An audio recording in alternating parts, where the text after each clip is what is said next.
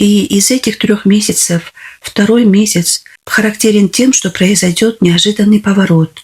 Что-то начнет меняться в твоей жизни. У кого-то из зрительниц могут поменяться планы, или же придет решение, которое долго не могла принять. И решение может прийти самое неожиданное. И ты не бойся этого.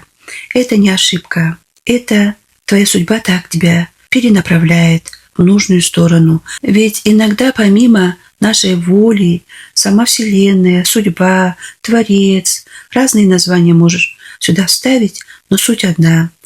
И твоя судьба тоже иногда закрывает тебе одну дверь, чтобы открыть другую, более лучшую. Хотя в моменте это не видится так.